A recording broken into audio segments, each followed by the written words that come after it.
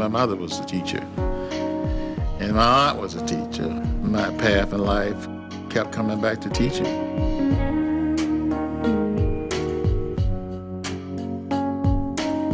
You could just look on the corners and see the devastation. You know, unemployment is so high in the city because our education institutions are not training our children.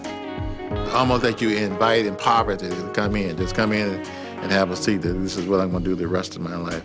And it doesn't have to be that way. We are headed down a road to disaster. And I don't know what it takes to enlighten our leaders that we are headed down this road.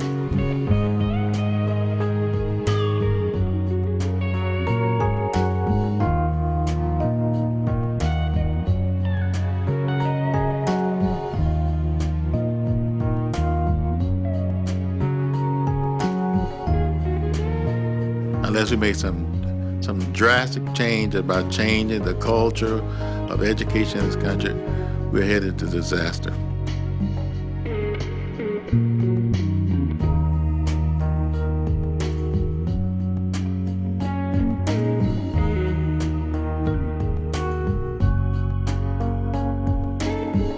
Babies being born, Latino and African American babies being born today have a 300% chance of living in poverty. My God, help me somebody.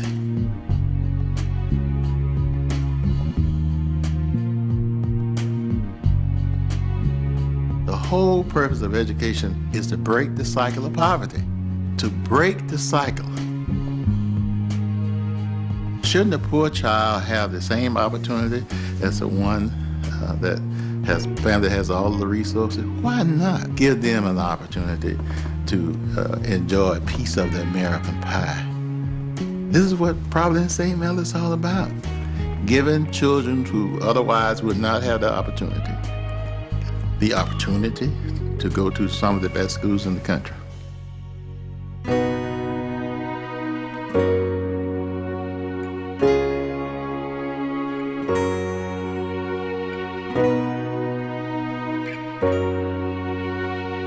Ladies and gentlemen, for the 29th year in a row, 100% of our senior class have been accepted to college, and for the 7th year in a row, over half of them have been accepted to Tier 1 schools. Congratulations, senior class.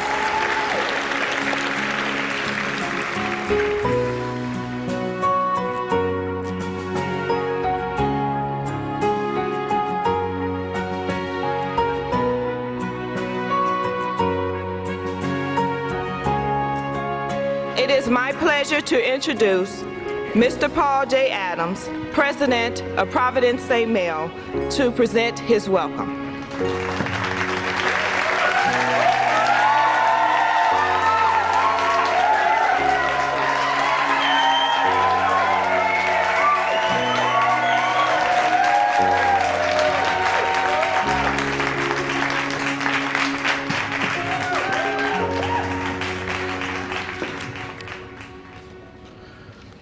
God is still doing great things. I believe in the children of Providence St. Mel School. I believe in the education of children across this world as a solution to the chaos we face. This I believe. This institution has been my main focus since 1971. In a world drenched in chaos, fear, racism, poverty, I believe with the help of the Almighty, our children will save this world. Welcome to Providence St. Mel. Welcome to an experience.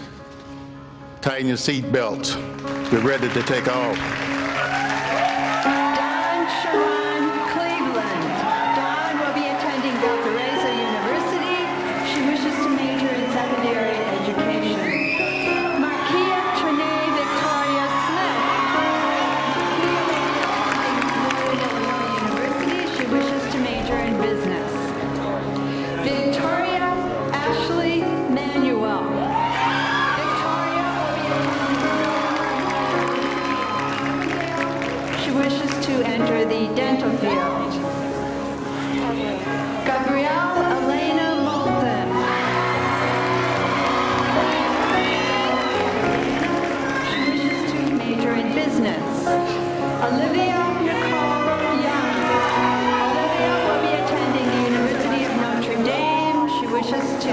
enter a health career.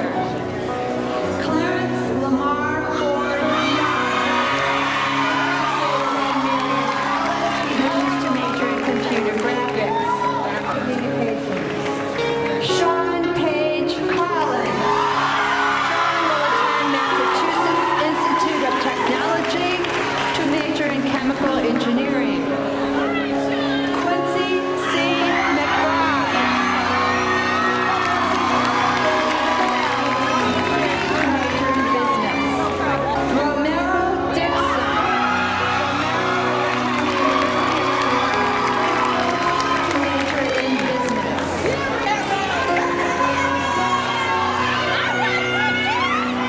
I would like to congratulate the class of 2007.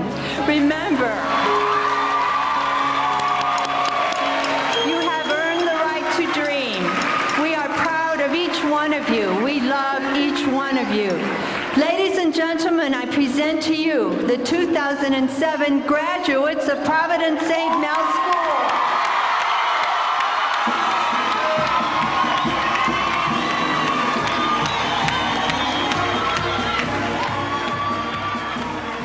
Providence St. Mel affected my life tremendously in the sense that it changed my life. It was, for me, an opportunity to find the tools that I needed to move beyond my world.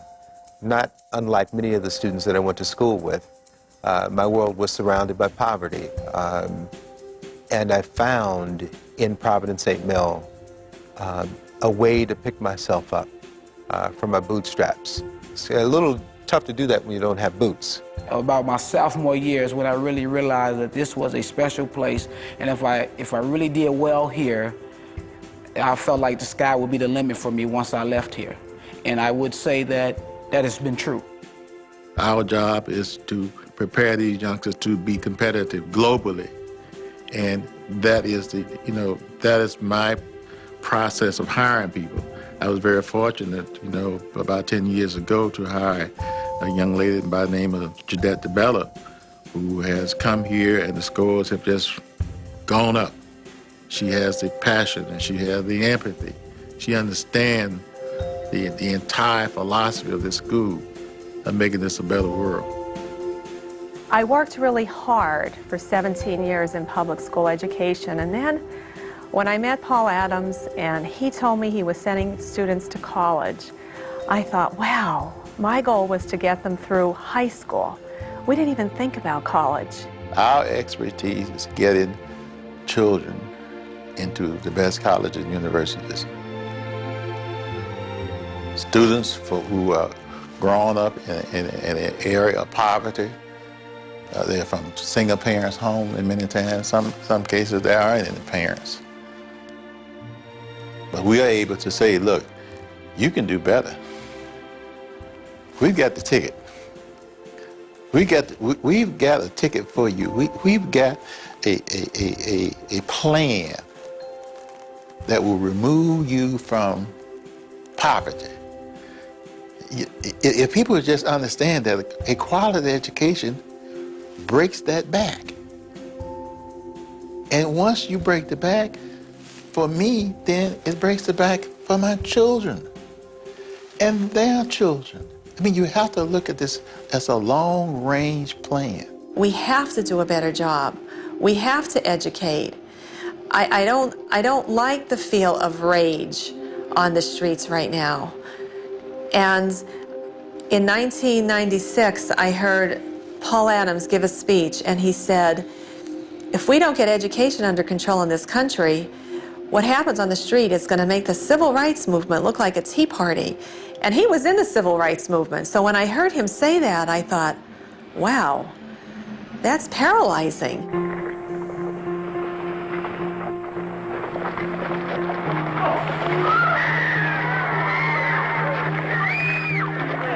have the right to walk the highway. We have the right to walk to Montgomery if our feet can get us there.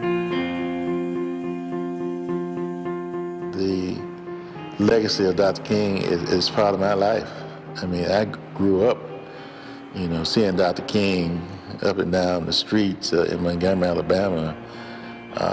So You talk about somebody being the hero. He's my hero, I mean. And the world now looks back to Montgomery, Alabama as one of the great campaigns of the civil rights movement.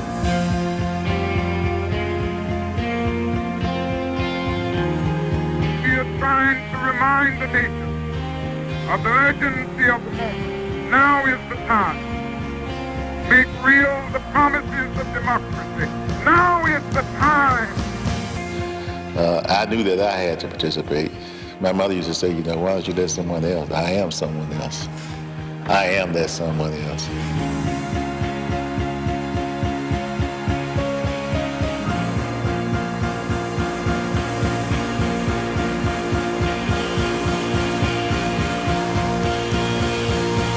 The march from Selma to Montgomery, the route was from Selma to St. Jude, and St. Jude to downtown, to the Capitol.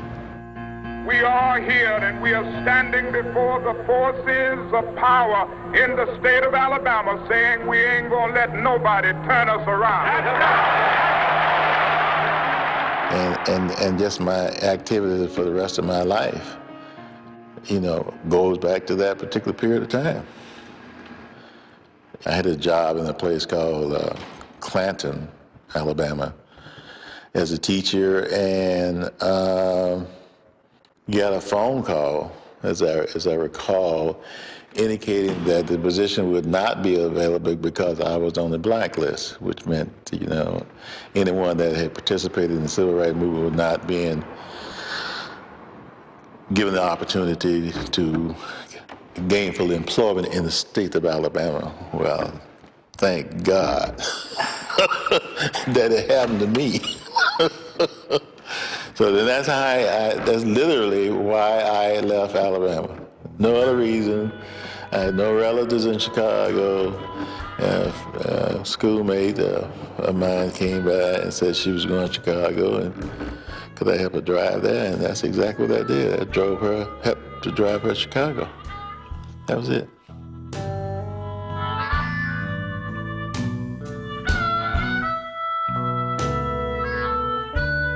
He came approximately 2 years later after my arrival as guidance counselor. And he did a very good job into shaping the students, letting them know that they had to prepare themselves for college. And I think he concentrated those first couple of years on juniors and seniors because they were the ones to be out the door next. And so he did so well with that. He was asked if he would serve as principal. Once I took the job, I think you have to have passion in what you do. I knew immediately that we could turn the place around. I knew it. I just thought it was just a matter of having a certain mindset that if you make up your mind that you can do something. I knew we could turn it around in about a year, and we did. That we were going to be a college prep school, that there were certain kind of expectations that had to be met, there were certain benchmarks that had to be reached. And the fact that we had that kind of discussion and we agreed upon it, that was our roadmap. We changed the rules, enforcing the rules and regulations, got all of the gangbangers out and all of the things that children should not be doing. We got rid of those kinds of things and wanted to focus more on academics. At the time, there was a lot of, the community was just drug infested. It was just drug infested. Seriously, gangs were an issue. I grew up on Kaminsky, which is 1 block west of Pulaski Road. Pulaski Road is the dividing line, still is, between rival street gangs. And so there were gunshots in the middle of the night. There was violence that all of us growing up witnessed in the street. We said, you can't do that here. And we had to say that very early, very loud. And if you participated in any form or fashion because we've already said we don't tolerate it, we can't bring it here. Once you start making allowances, it's just going to seep right back in. It was the only way to do it, just because once they walk outside that building, it's all there again for them. So it's like a haven, a safe place for them in here where they can be free of gang, be free of whatever. Paul Adams was known as the principal that took no mess. He's, to me, a superb leader, a very creative person, and a lot of, especially when things got really rough. When was that? Well, when the Archdiocese kept closing the school, you know, and we never knew if we were going to be open. And We had this tall gentleman who walked in and to give us the good news that we would no longer be associated with the Archdiocese. I was told point blank that the decision that was made and I would have nothing to do with that decision. Well, I can tell you, because of that statement, I'm talking to you now, I was just outdone. I was just humiliated. I thought I was less than a man that someone would come in and do that to me and to my staff and to the children. And I was not going to take it, period. Paul Adams proceeded to say, well, we're not going anywhere. You know, as to say, now what you going to do? You can't ask children to do something and turn around and you not be able to do it. I mean, I'm asking children to stand up and you get a great education, all of this is going to happen, and then someone walked in one day and said, look, this no longer exists. Yeah, you think I was going to lay down because of that? No. I had to fight because I was preaching. You can't preach one thing and do another. For many of us, seeing an African-American male stand and not take down, the pride that that gives you, so that when you encounter things in life, if the first inclination is to run, you've got some history and understanding who you are and having seen someone stand for something that's important. So, and then we began to make preparations on our own. We began negotiating with the Sisters of Providence for the use of the building. When I went to the Sisters of Providence, Sister Loretta Schaefer was the Superior General at the time, and I said, Sister, I would like to lease the building. And she said, I won't lease it to you. And my heart literally fell on the floor. She said, well, I would sell it to you. I said, well, I don't have the money. She said, well, I know that, but you will find the money. The amount of money that we bought that building for, symbolically, it was a gift, but it was not $1. And so that transition lasted for a couple of years, just trying to pull things together. We started talking about we need a clear mission. We need to let the community know that we're here, that we're not going anywhere. And so that's when the whole idea of coming up with this mission statement. The mission statement is the philosophy of the school, and if you incorporate the philosophy of the school into your daily life, you are bound for success. And the thing that I like about it too is that because we're from the west side of Chicago over here, and we were surrounded by negativity, by gangs, by street violence, and when you say the mission statement 5 days a week for 4 years. More than that for me. Yeah, that's right, you were here. I've been here since fifth that's grade. right. When you say it so much, that becomes a part of who you are, and it supersedes the educated brain, you know, what you see every day. And saying something that's that positive, those positive words, they penetrate your spirit and they stick with you no matter what. Sure. So even when you leave here, that's just who you are, and you know that you can supersede whatever obstacles come your way. At Providence St. Mel, we believe in the creation of inspired lives produced by the miracle of hard work. We are not frightened by the challenges of reality, but believe that we can change our conception of this world and our place within it. So we work, plan, build, and dream in that order. We believe that one must earn the right to dream. Our talent, discipline, and integrity will be our contribution to a new world. Because we believe that we can take this place, this time, and this people and make a better place, a better time, and a better people. But with God's help, we either find a way or make one. We believed that they had the ability to achieve greatness and that the school would stand for nothing else other than greatness. And we finally celebrated when we got to the year, and I'm not remembering which year, that every student that walked across the stage had been accepted by a college.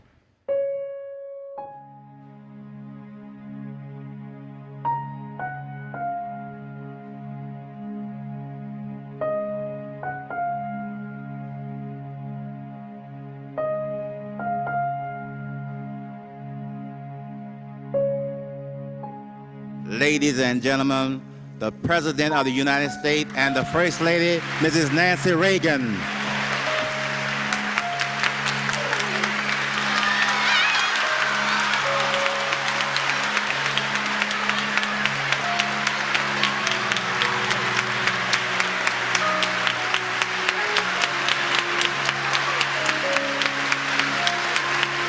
I just wanted to see this.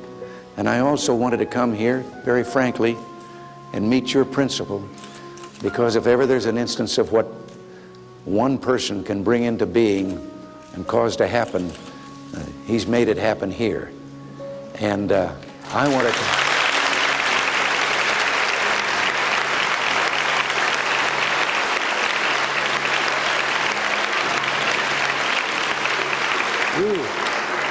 You must be aware that there are millions and millions of parents all over this country terribly dissatisfied with the education their children are getting in schools, the lack of discipline and everything else.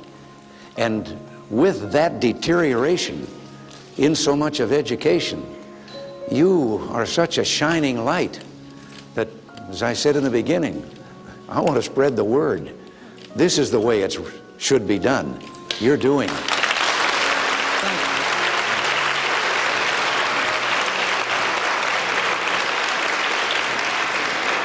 Second time, the President of the United States of America.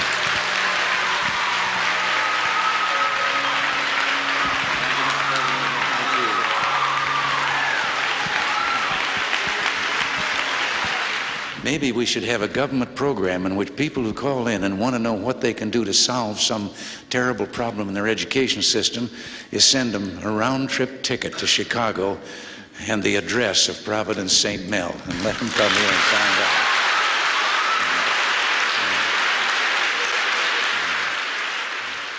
Yeah, people think that this is such a miracle. It's what we're supposed to be doing. I mean, we are hired to be teachers of children. You know, you take your classroom data and you teach according to what the students need. It's not rocket science. It's actually kind of embarrassing that everybody thinks it's so phenomenal when everybody should be doing it. We've had these studies, very detailed research about what we do and not do. They came to the school to see how are these results accomplished? What's different about Providence St. Mel compared to other schools? I'm not the key to our success. Mr. Adams isn't the key to our success. The faculty is the key to our success. And of course, the students are being held accountable because the faculty are being held accountable. And the students know they have to do their homework. They can't fake their homework. They have to do their homework. It's a tough school. I mean, it's not easy to go through Providence St. Mel, but what we can guarantee you is that you're going to be able to get into a terrific school. That's the guarantee.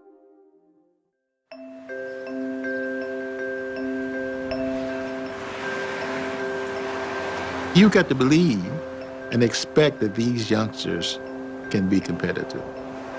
It's the responsibility of the administrators and teachers to create an atmosphere that you feel comfortable about learning. You know, we make learning cool.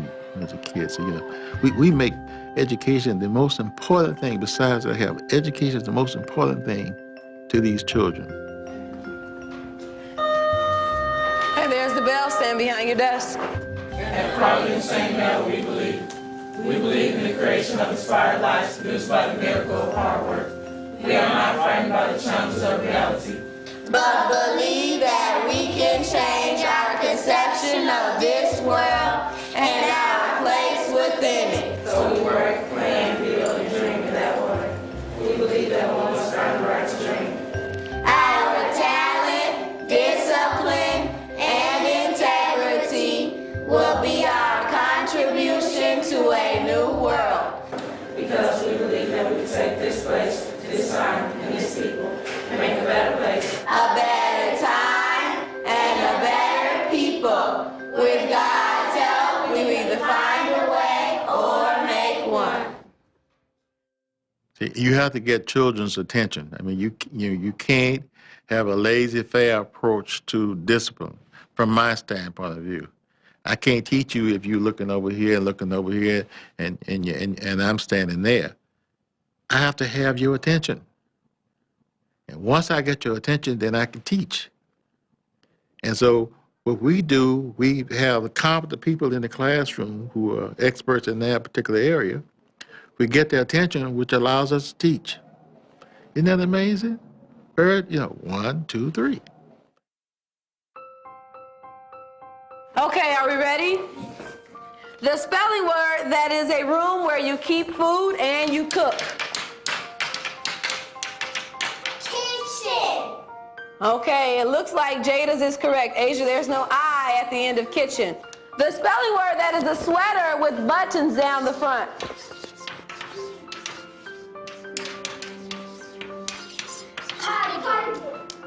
Okay, let's see. You both get a point. Please mark a tally mark at the top of your board. Okay, next two. The spelling word that is something that women wear around their shoulders to keep them warm. Shawl. Right word, wrong spelling. Shawl. No, that says Saul. Shawl. Close, Jalen. You're missing the vowel. You both get a point. Mark your point. Competent people, get their attention. Now you can teach. 0.375 over x, right? Cross multiply, you get tangent of 22.5 times the x is equal to 0.375. You divide by what on both sides? You divide by the tangent of 22.5, tangent 22.5, you get x, and you figure that out. That's going to give you the what? Apothem. And once you have the apothem, you put it up there. Right? Now, you will not have a calculator. So what does that mean? We don't have to solve. That means you're going to have to subtract. We got to have some people thinking here. You got to have some people thinking here. You will not have a calculator. So what does that mean? Miss Donald. Use the back of the book for tangent. What? Use the back of the book for the tangent sentence. Miss Sandiford. It's going to be special. I didn't hear you.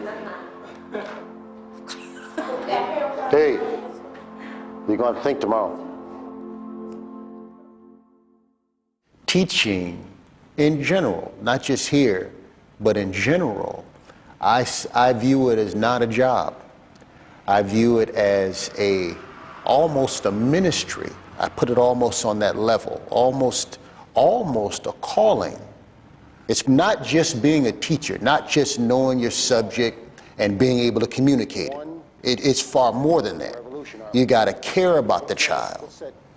It's possible to know your subject very well, being able to communicate it extremely clearly, but not really care if they get it or not. What did we just take off right there? Yeah, but what's another way of saying that? Starts with a C. you took off the circumference. What I tell them is I'll be here every day without fail. I'll put forth my best effort every day without fail. And because I'm doing that, I feel very comfortable putting that demand on the children that you will put forth your best effort. You will do your homework every day. You will, study. You will participate in class. You will do these things. And like I say, if it's been established that, hey, I care about you and I want what's best for you, oftentimes I don't have many problems getting them to accept this type of standard. See, what people are doing, when I look at your homework, hey, that's 22.5. What people are doing, look, hey, what people are doing is they're immediately drawing a special triangle. I look up every day, and this is the truth. On rare exception, I look up at the clock and I say, boy, is it time to go already? There are days when I'm talking to the young people and I'm listening to myself, and I say to myself, but I'm getting paid for this. I'm getting paid for this. I'm having such a good time. And this is the truth. Well, you got to have those excited people in the classrooms. You got to get people who are excited about what they're doing. Yeah. It's called passion. I mean, you get intelligent people with passion, man, that's the end. That's the answer. That's the answer. That's what you put in front of these kids. And they can relate to somebody. If I'm intellectually powerful in my area and I'm excited about it, kid gets excited about it. I didn't really love teaching until I worked here, I could say. The farther I get into this, the more that comes back to that part of me making a mark. And if I have a chance to really be a part of something, this little building on the west side might be it. I think that he didn't think he was a hero because he just did what he thought was right. And maybe he said, thank goodness for those tall dikes, or else the water would go up in the town and everything would be washed away because they have high seas and low land. They're coming with a purpose. They're familiar with the community and some of the downfalls of the community, and I think when they feel safe and when they feel like they're in a place that can really make a difference, they take it very seriously. If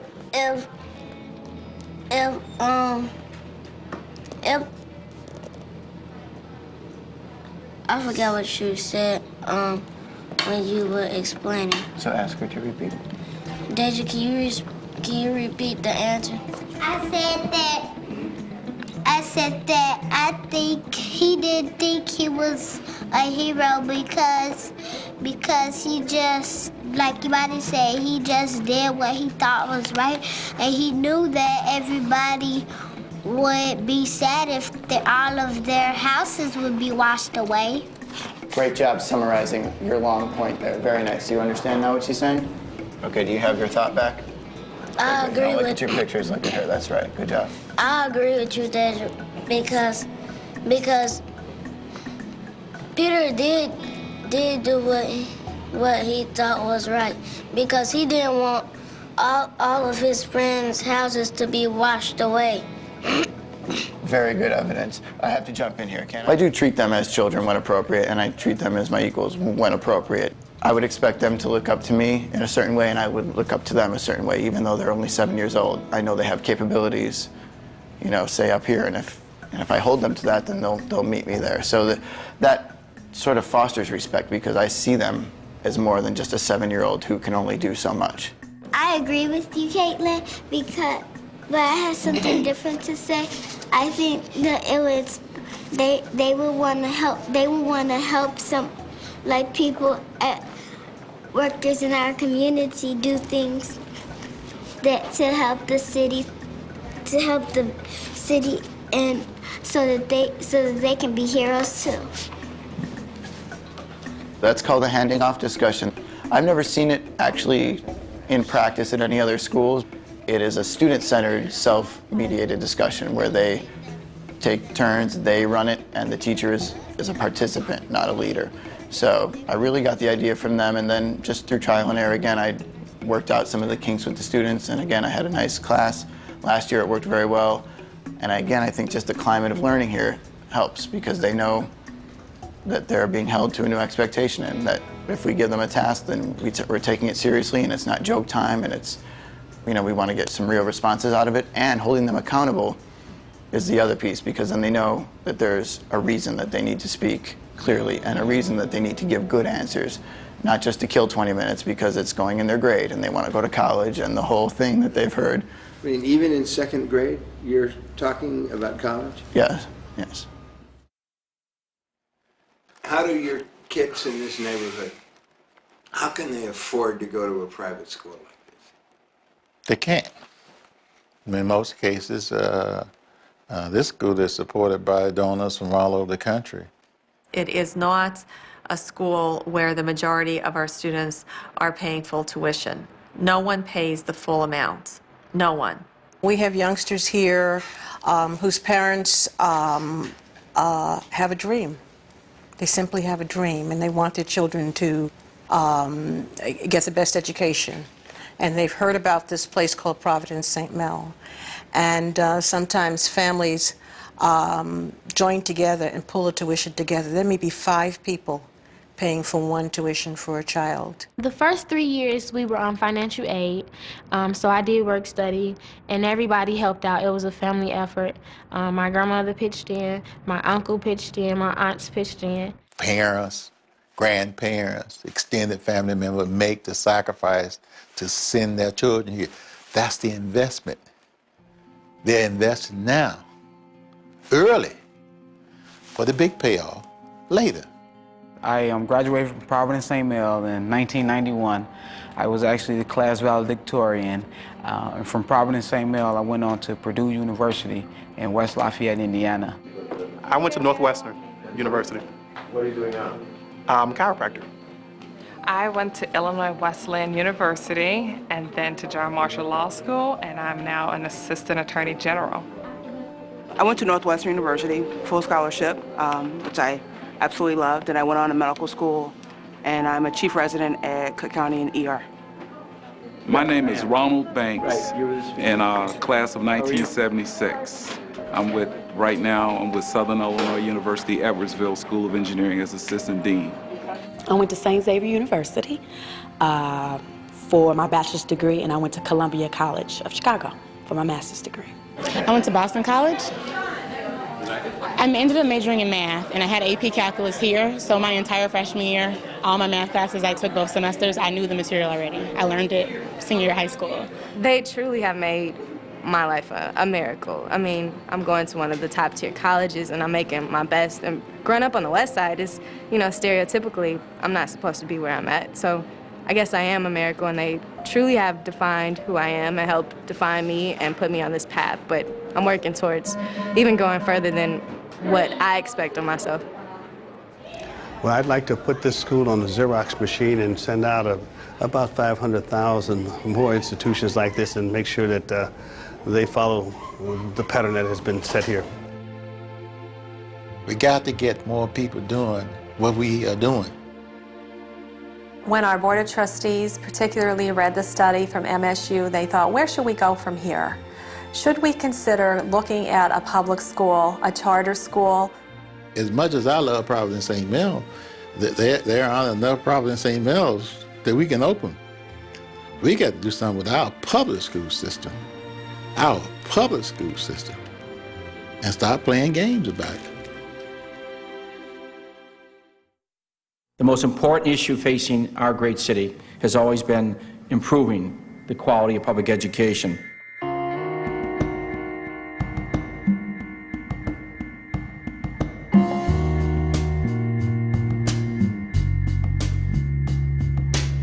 So today we're announcing a major new commitment to turn around Chicago's most troubled schools.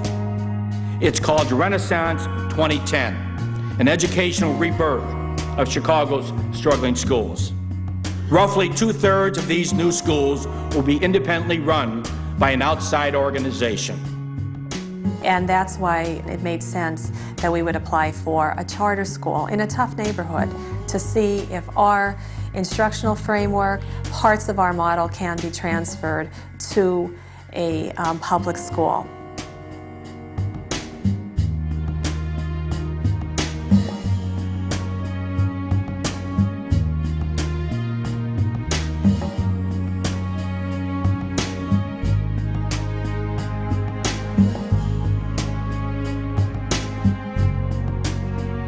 Welcome to Providence Inglewood Charter School. We invited you to this new parent orientation so that we can go through some of our mission, some of the things that we do here, our discipline code, our procedures, our rules, so that you're well aware of what we do here and why we do it before actually signing a contract. Because as you know, once you sign a contract, everything in it is binding. Our main goal is to make sure that your child gets to the college of his or her choice. Now notice that I did not say high school. Right. I said college of his or her choice. That is always our main goal here. At Providence St. Mel, we have a very good record going on at Providence St. Mel. And that's kind of why we did a spinoff to see if we can take what happens at Providence St. Mel and actually put it in a public school setting.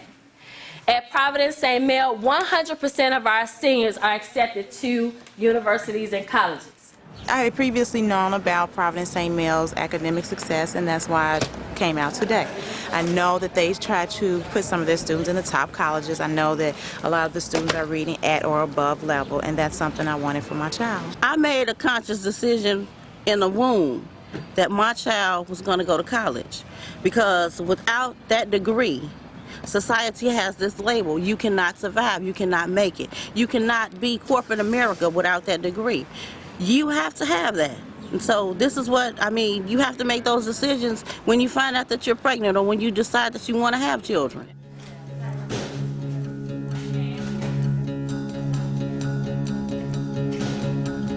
As a school, we have an obligation for the children in this community to give them the best education possible.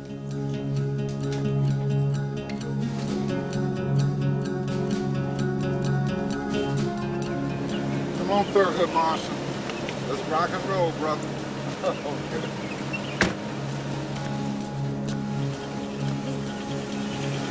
We found out when we first entered Providence Inglewood that we did a Terra Nova, and the student scores were low, extremely low, in the single digits, and it was very depressing.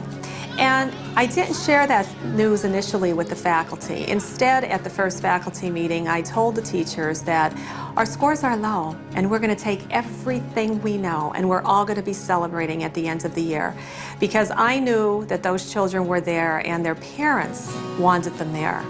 And the children and the parents and our faculty and staff were working together, collaborating together, and I knew that we would have successful outcomes instructionally, because I'm confident with our instructional framework. I know that it works. The discipline aspect of it is very important, and I would say that's not just to our model, it should be in all schools' models that discipline is important, because if the students are not behaving in the classroom, then they're not learning. We have a no tolerance policy for foolishness. We're tougher than wherever they've been. We hear that all the time.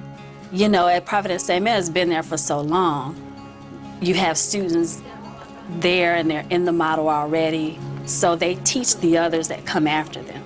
You know, they're role models for them already. Here, we don't have that established just yet. So it's gonna take some time for us to get some role models. It's still kind of rough, because they still pout, they still cry, they still fight over things. But then we talk about it, I try to talk through it with them. But they're starting to get it, basically how the structure of school works. And let's talk about why we came to school this morning, just like we do every single day.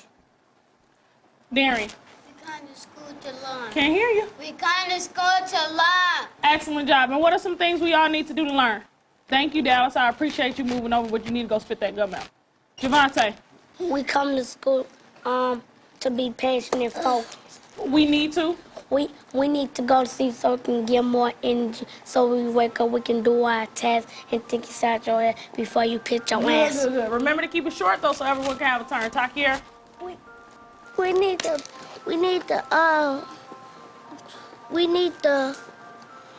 be patient. Be patient, Quentin. We need to pay attention. Pay attention. A few more, Armani. We need to listen to the teacher. Excellent job, Kristen. We need to make good choices. Good job, Jemiah. You need to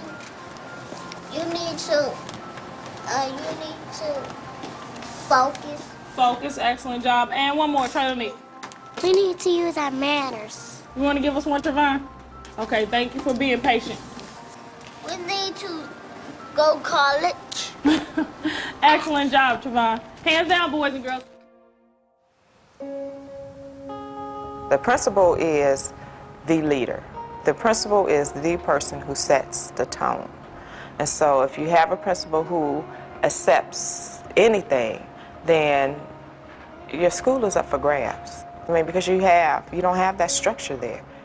Every morning I try to go into a classroom and observe our students saying the mission statement because that's like my jump start. This place, this time, and this people, and make a better place, a better time, and a better people. With God's help, we will either find a way or make one. Good morning, boys and girls. Good morning, Misty. Good morning, Miss Savannah. Good morning, kindergarten students. It's all about who we are as a school.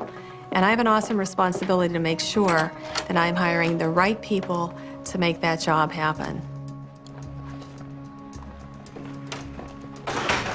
We have a framework with a certain lesson design that the teachers understand they have to follow. But in that framework, they are free to be as innovative and creative as they possibly can. And I encourage that. If we don't have standards in education, we don't have the kind of quality control that we have in other industries, that we have in other professions. And we need to, you cannot assume that someone who has an education degree can walk into a classroom and close the door and teach, and then you find out a year later that your child didn't learn anything. That, to me, is absolutely not acceptable. One of the reasons why we're very successful because we are monitoring everything that happens in the classroom. You can't close the door here and do your thing. We need to go in and see what you are doing.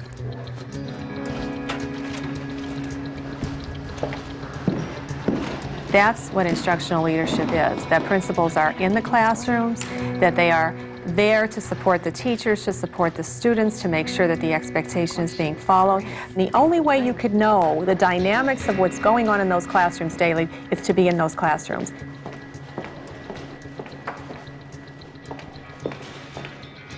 They're taking a test. They're doing well. Oh, they're just doing it as an independent assignment? Yeah, just it's kind of like a practice to see how if they're ready for next week. Are you sure that's what they're doing?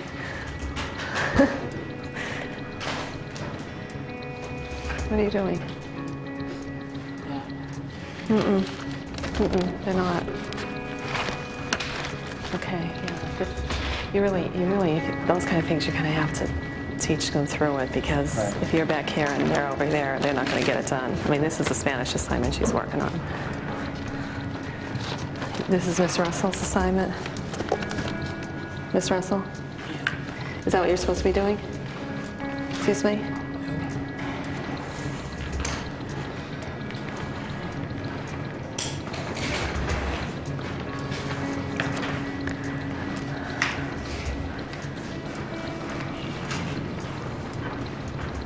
So you're going to give them 15 minutes to work on it, then you're going to start teaching them it? They're going over it with them? Yeah, I'm going to have kids supposed to score. Right. Yeah, you'll have to monitor, though, because they'll definitely this level will do that. Try to do a different assignment, so it's not acceptable. So I don't know what your consequences is, but she'll have a 0 for this. One of our students was assigned a math assignment and she was working on her Spanish homework. So now she gets a 0 for the homework and half credit for the math because she doesn't get full credit for doing it for the whole period if she only did it for half the period. So now I have to go to the Spanish teacher, Miss Russell, and give her the book with the homework and make sure that the child gets a 0 for doing it in another classroom. That's our school policy. So we're pretty strict on that. If they're in math class, they have to do math. If they're in Spanish class, they do Spanish. It's kind of a simple concept. We do have students that have a hard time following that.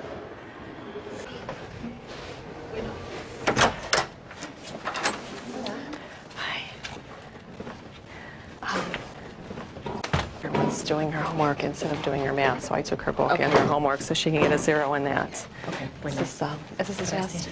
No. Quiz? It's a listening exercise. Okay. All right. Thank you.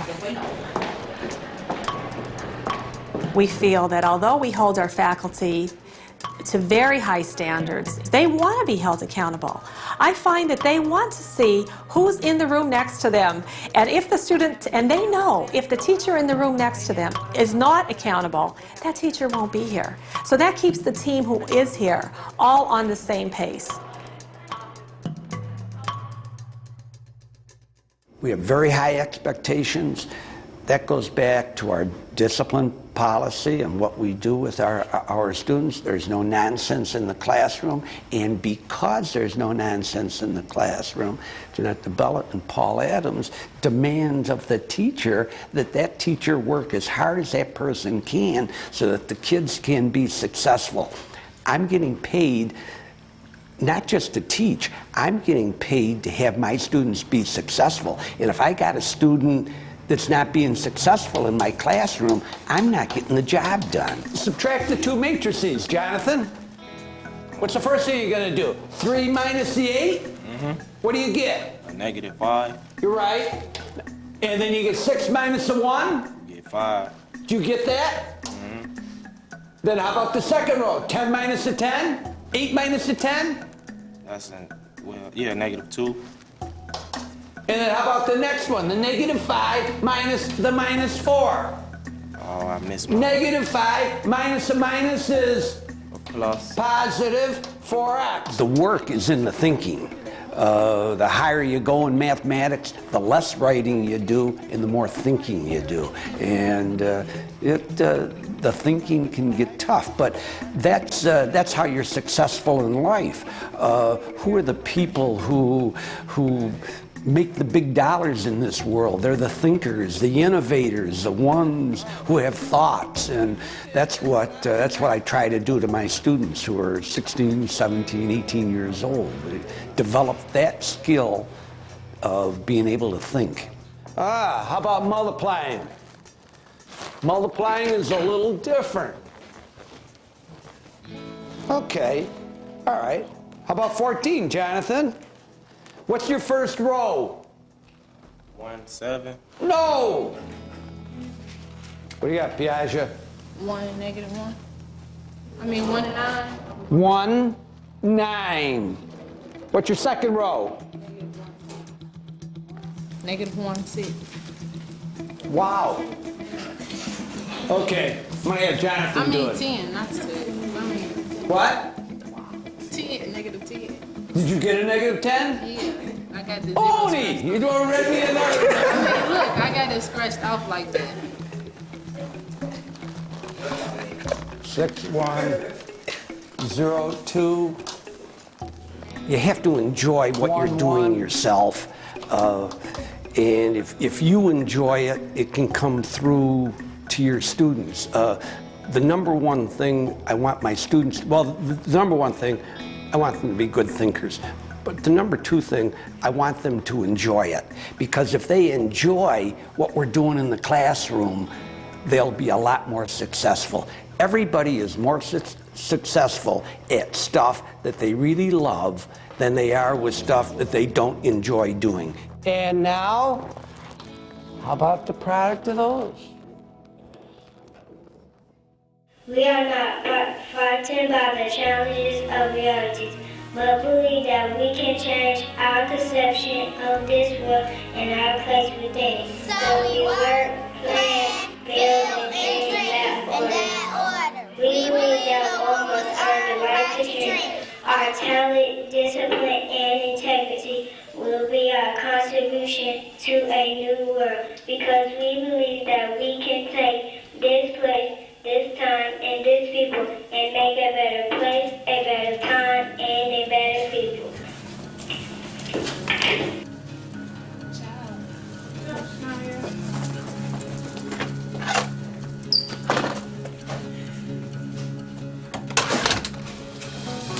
Every day, every hour, every day, every week, every month, every year, it's important. You must be able to see children grow. That's why we come in every day with the attitude that we could do this a little better than we did yesterday. We push the benchmarks up every day we walk in.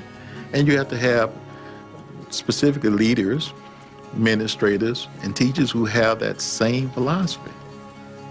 If you're assigned to a school, your job is that school, period. Your job is those teachers, making sure that they are teaching those students. That's your job. Being outside of that building, in these meetings, and getting this paperwork done to go here and getting that paperwork done to go there, that should not even be on your agenda. Your main purpose is to get them to the next level. And that can only happen if you are present in the building, if you are in those teachers' classrooms, if you are interacting with those teachers, giving them strategies, observing, interacting with your students. That's the only way that can happen. There's been a lot of red tape for us to get through this year. And I hate using those words, red tape, but it's true. I finally felt it. But the feeling of not being able to do something is what drove our frustration this year, and having to fight for the things that we know can help these children. Who'd you have to fight? Here we come with a model that is all about children, running head on to union problems and what time you come to work and what you can't do, and this meeting you have to go to, and this piece of paper you have to fill out. And you get all bogged down with things that don't have anything to do with education of our children. If we pulled her and let her go to all the CPS meetings that she's been asked to go out of the building, she'd be out of the building 2 to 3 days a week. And her job is to be the instructional leader in the school. 0, very good. Now you make it 1, the 1 second. The teachers are who have the direct contact with our students. They are the first line of defense. So yeah, you have to know what's going on inside of the classrooms in order for those students to learn and know what they need to know. The things that we look for are if that teacher is using proximity, walking around the classroom while he or she is teaching and not just standing in one place. We look for whether that teacher is saying the objective, has put the objective on the board. We look to see whether they're assessing the students, whether they are knowing for themselves that the students have learned, that particular objective.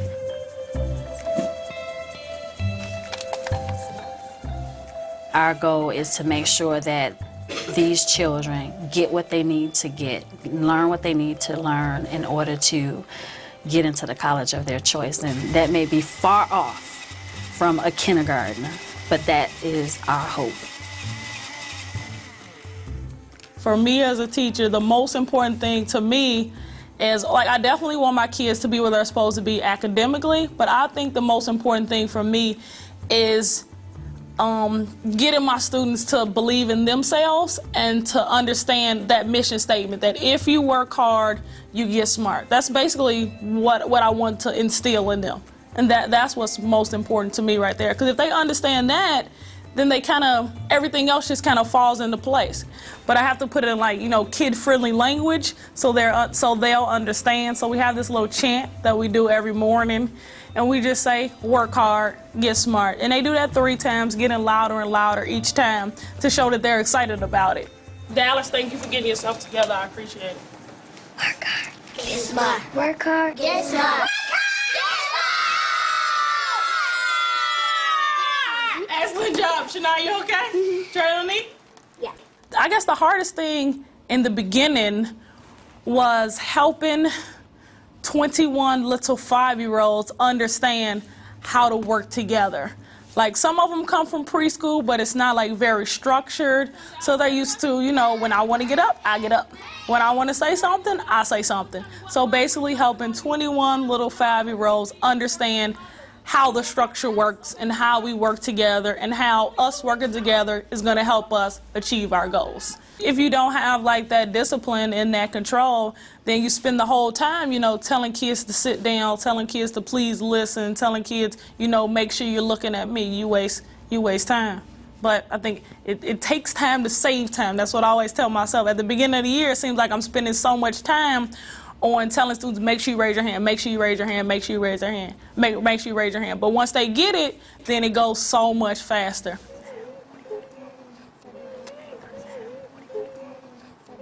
I figured out my answer.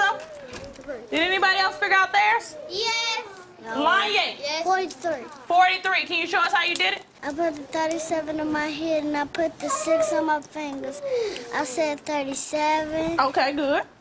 38, 39, 40, 41, 42, 43. Excellent job. Come on up and write the problem. Trevon, you have an excellent crisscross applesauce. Yes, Devion, while Lanye's writing the problem. Okay. Well, during snack time, you'll have something to drink, and that'll help it, okay? All right, you'll be all right until then, right? Okay.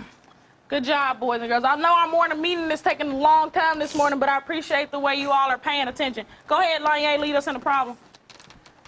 37 plus 6 equals 43. Oh, try one more time. I still heard someone do it incorrectly. Remember, if we make a mistake, it's okay. Correct yourself the next time. Go ahead, Lanye.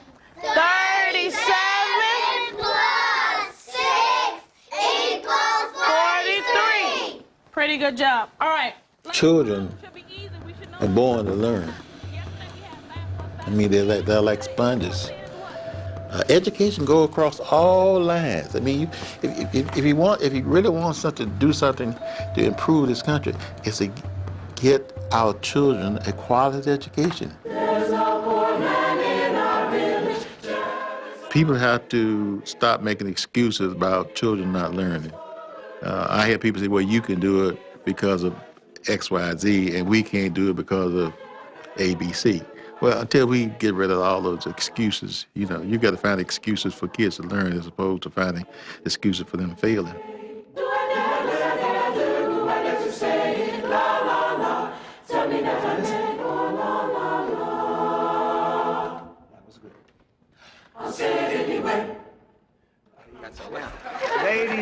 Ladies and gentlemen, I'm not directing this tomorrow night.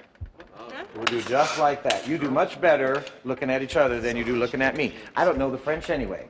So if you're looking at me for the French, I'm not going to be able to help you at all. But if you're looking at each other, you will see the French in each other. And when you look at each other, in your faces, you see a mirror and you see what you need to do. Well, there's a lot of things that I enjoy about being here at Providence. One, I grew up in a private school system, and I appreciate what you can do in a private school that you can't do in a public school.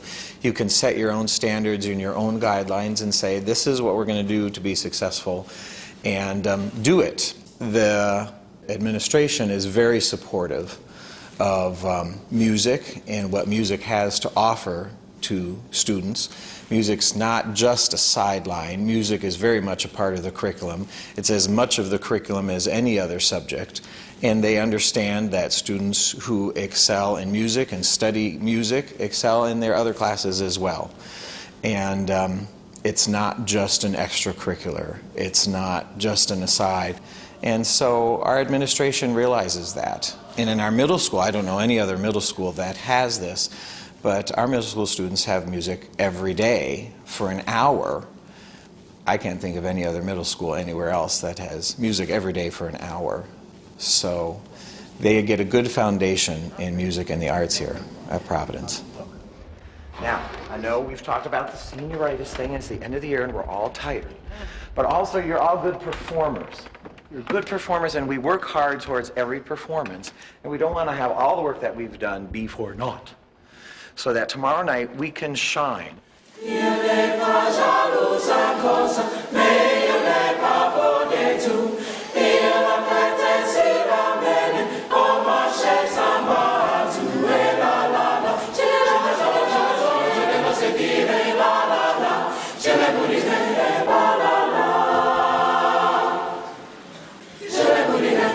Into market she should mention he would always go alone, never from one side to wander, then he sure she'll do no more.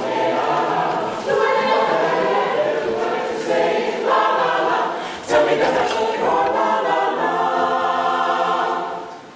I'll say it anyway.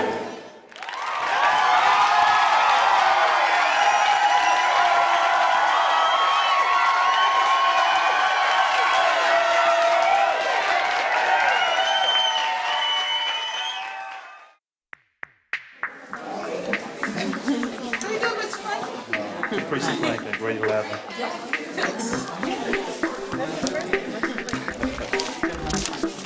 There you go. You have no mandatory conference, excellent as usual. You want to see the teachers, you're more than welcome. They're all located on the second floor. And a copy of our newsletter. Thank you, sir. You have a great day. Thank you. All right. These two are mandatory, math and social studies. You also need to speak with the guidance counselor and Ms. Stevenson about community service hours. And you need to see Ms. DeBella before you leave, and Ms. Ward. Ms. Ward, too. Dean of Students. We love to have the participation of parents, but it's on our terms. You either agree philosophically with what we're doing, or you find yourself a new school. I mean, you have to decide where your focus is going to be. Our focus is on children. So I'm not trying to appease parents. We're saying, this is what we can do for you. And we can do it better if we have your participation, parents. And I'll tell you one thing, there's no parent can ever say that they don't know what their children are doing through their high school career if they come to this school. Because they make us come here like every 2 weeks. That you get fined as a parent if your kid doesn't do well. Providence St. Mel is a direct extension of the parents. There's structure here, discipline, and you know that your child is going to be getting educated once they walk through that door, and it's not going to be any nonsense going on where you're going to have to worry about bad behavior in the classrooms or teachers that can't manage their classrooms. The teachers are really strong here with classroom management skills. You know, they work hard, they don't play here, but they will challenge your students, and at the end of 4 years, she's going to be equipped to go. She could go anywhere. It's a hard school, but that's not bad. Hard is not bad, that's good. But it's a good school. Yeah. And people ask her, oh, why do you go to Providence? She said, it's mandatory, my mother's choice. Exactly. It's not only educational, it's also beneficial for the kids that come in this school, that their whole lives will change. Their whole attitude will change. And I've seen it in these two.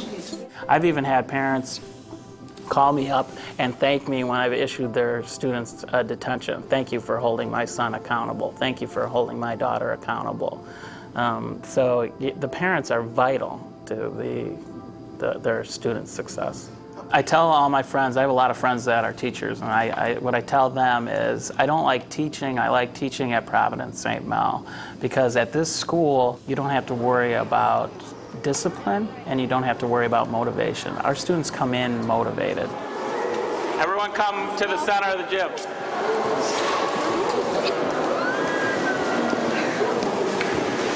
First of all, let's give each other a hand to get to this round. Okay. You've all done a fantastic job getting to this part of the science fair, and I'm proud of all of you. I'm really especially proud at the graphs and tables and charts. that I see on your displays. I can't wait to hear you explain your experiments. So from 9 until about 10:30, there are going to be students, parents, and judges come and talk to you. Relax. You have nothing to be nervous about. Everyone has done a great job, and you know your stuff.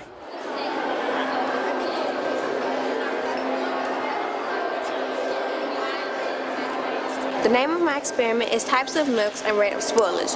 What happened was 5 different types of milk were randomly selected from the store, and each milk was put into a flask, and each one was filled up to 50 milliliters. And what happened after that was each day the milk was recorded to see if it spoiled. So far, on Monday, the whole milk spoiled first, but we don't have it because we had to throw it away. I used 72 soybean seeds, 6 different types of artificial soil, which include peat moss, potting soil, perlite, vermiculite, cactus soil, and one that I made by combining all of them. And I also used a planter, water, and a measuring ruler to measure the heights of them. Okay, right here is a beaker with glucose in it, and I wanted to see if it would form a crystal. Well, glucose actually did form a crystal, and it grew on the string. And then right here is sucrose, and a crystal did not form. It's just something at the top just formed on the surface of it.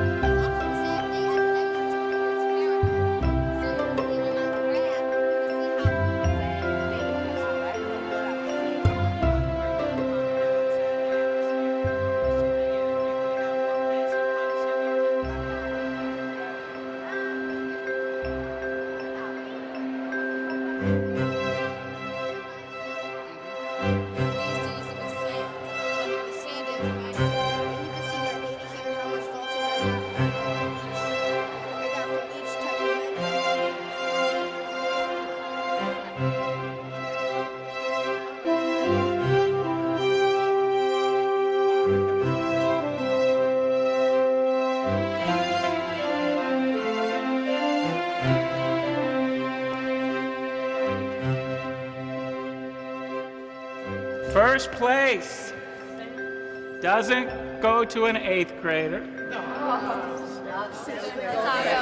Doesn't go to a 7th grader. I think it's encouraging that most of you already are guessing correctly. Obviously, you know who had a really great project. You all did, but someone stood out amongst these great projects, and that was 6th grader Sam Santango.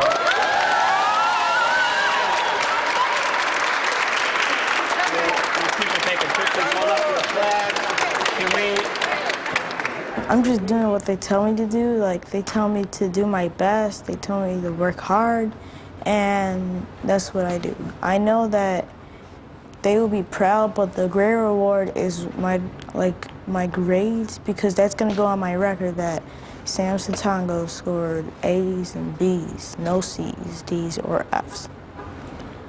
It's cool to be smart here. We celebrate it.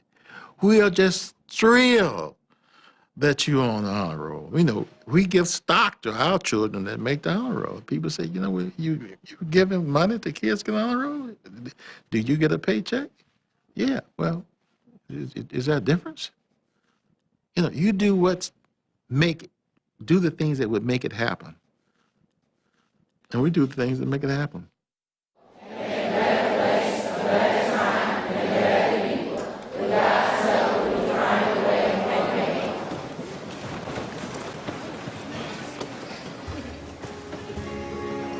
Be honor roll.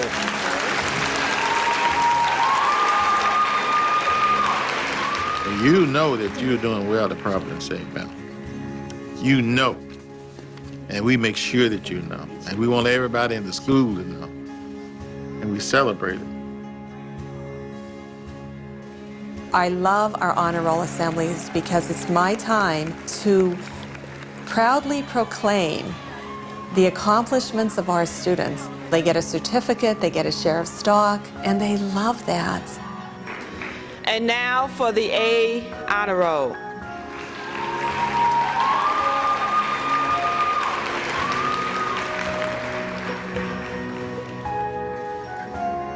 We feel that it's not only about academic success, but we really believe that the content of our students' character is imperative, and understanding what that means and what they have to do to try to make this a better world.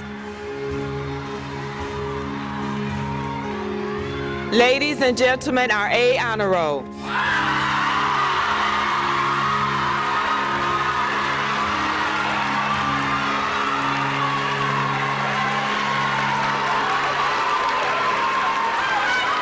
And now for our straight A honors. Drum roll.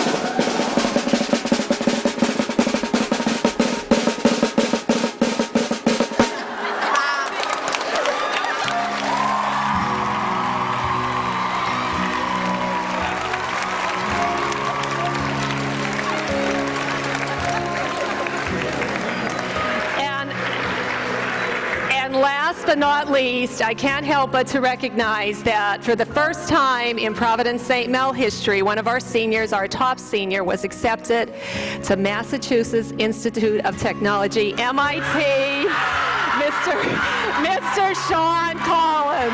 Yay!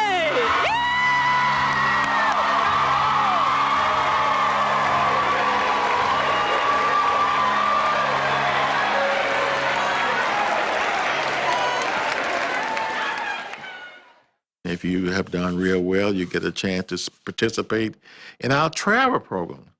So we, send about 100 students around the world every year based on the fact they've done well for 10 months. You let them experience the rest of the world. We have a few going to France, we have a few going to Oxford, we have a few going to Cambridge, and they'll be with the top students in the country, and we'll be competing and doing just as well as everyone else in their programs. Many of our students come back with the award, the Oxford Academic Program Award, which says they were the finest in their class.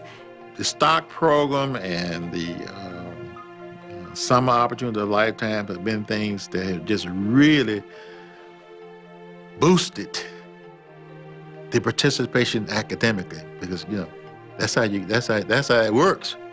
You got to be hit the books.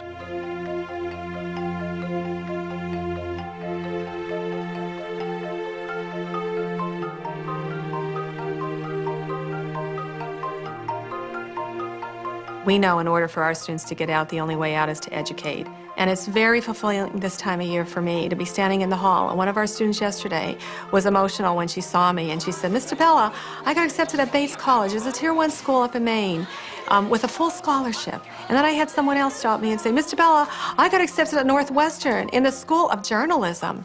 And we had another student accepted at Georgetown in the business department. And then another one of our girls on Friday got a Rice Scholarship, and 3 students got accepted at the University of Chicago on Friday. That's exciting, and that's better than what's out there on the streets, and they know it, and they want it. The school has a great name attached to it. Every school, every college that I applied to knew something about Providence St. Mel in Chicago. So scholarship opportunities coming from all colleges. You actually get colleges wanting you, where I didn't send an application. They sent applications to me asking me to apply just because of the school. They don't know me, but my name being attached to the school, it makes you feel good, like a celebrity or something. Guess I'm definitely looking forward to sort of living the dream, as it were. I mean, really wanted to go to MIT for a long time, and now, I guess 15 years, nearly a lifetime, or at least my lifetime of work and vision is coming to fruition. So that's very, very exciting. St. Mel's preparing me for college. With the hard workloads and the long hours, I think it's done what they said they would do. My classroom. I would just like to say that over this past couple of years, it's been kind of rough on me, with everything else, and that I used to come to school, be wore down and everything. It seems that way, but you guys kept me in a nice state of mind, and it just was able to keep me going through, give me the motivation that I need to keep fighting strong. And I just really like to appreciate you guys for that. I love each and every one of you from the bottom of my heart. definitely the people in my class. I'll never ever forget any of them. So we've definitely formed a tight bond, and just my memories of this place will be more so memories of them rather than anything else. At Providence St. Mel, we believe. We believe in the creation of inspired lives produced by the miracle of hard work. We are not frightened by the challenges of reality, but believe that we can change our conception of this world and our place within it. So we work, plan, build, and dream in that order. We believe that one must earn the right to dream. Our talent, discipline, and integrity will be our contribution to a new world, because we believe that we can take this place, this time, and this people and make a better place, a better time, and a better people. With God's help, we will either find a way or make one. I would say that Providence St. Mel is an elite school. Elite in the sense that they don't tolerate violence. Elite in the sense that they expect excellence. Elite in the sense that they won't accept excuses. Elite in the sense that they raise the bar. No matter where you come from, no matter what happens, what your socioeconomic status is, when you enter those doors downstairs, the expectation is that you can and that you will learn. You will not be employable in this country unless you have a quality education. Now that seems to be very clear. Good education, good job. Poor education, no job. Good education, health care. Good education, opportunities. A good education, solve problems. Go.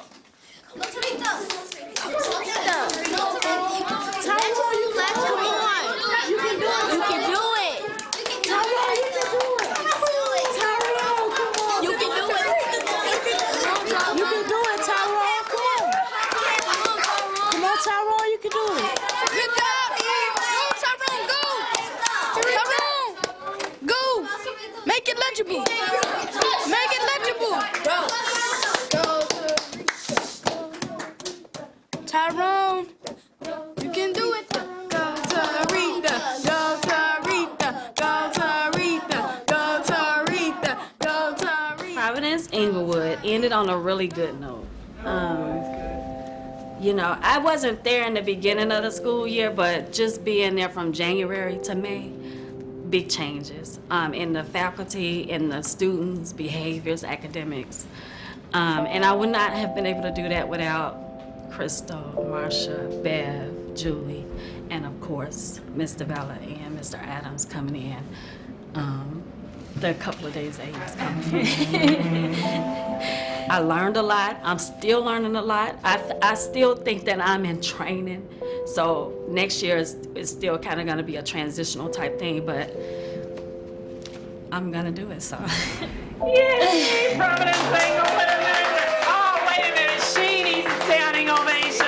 Anybody who would go to Providence Inglewood? Administrator in charge, Providence Inglewood. Principal of Providence Inglewood. Okay, now you guys finally get to see me cry.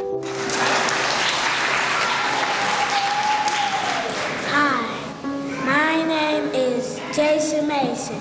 In the kindergarten, I learned symmetry.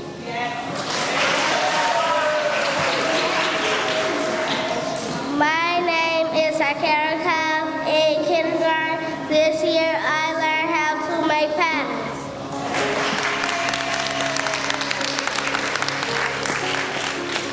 My name is Charles Coleman. In kindergarten, I learned how to say the mission statement at Providence St. Mel. We believe.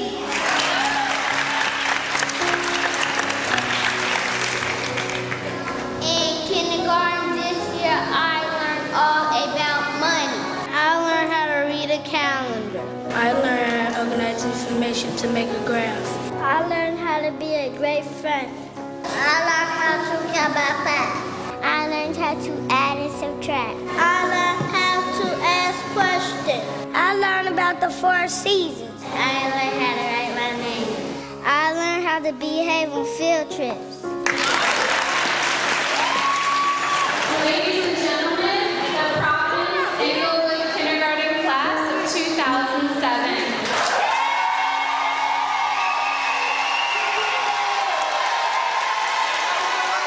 I was so thrilled with Providence Englewood Charter School, and when you look at our kindergarten results, and they were just so amazing because many of them did not have pencil skills. They didn't know how to hold pencils.